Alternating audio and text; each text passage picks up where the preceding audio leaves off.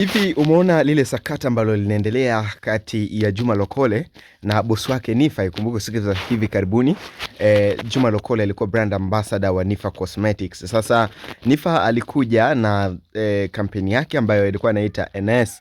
Sasa watu wengi walifikiri labda hii itakuwa ni endorsement ama itakuwa labda Nifa anatuletea baba mtu. So watu wako wanachunguza hiyo siku itakuwaje.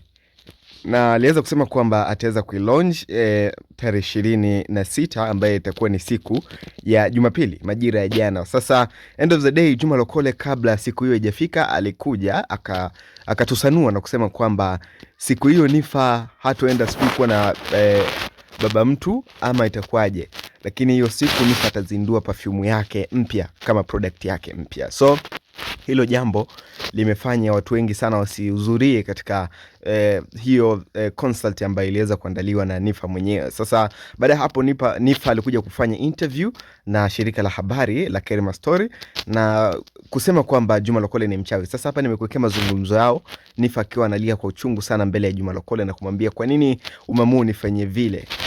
So stories zimekuwa nyingi sana yeye na Juma Lokole. Na msikilize hichi ambacho walikuwa wanakisema. Mimi ni Todd_Scott. Hii ni Blue House Dax Media. Sasa Nifa, unavyoandika kwa nini uliniambia kama unafunga biashara? Sasa nimeiachieve. Wewe mimi hujaniambia. Watu ndio wameniambia. Na nimeona Instagram kuna mtu kaandika. Sasa bwana ungeniuliza, kuna kitu gani ambacho kinaendelea Juma? Nimetumia hela nyingi sana. Unajua watu wangapi wamenitumia hiyo video ndani ya muda mfupi tu ulioposti? Sijajua mimi sasa mdogo wangu. Hivi ungeniuliza. Yaani kwa nini mimi nitumie nguvu yote hiyo? Kama nataka mdogo kitu kwa njia hiyo. Pole, sijajua. Sasa mimi naweza kukufanyia huyo mambo. Mimi na eti naongea vitu vingi. Huyu mtu anaomba achana naye afute. Kichao.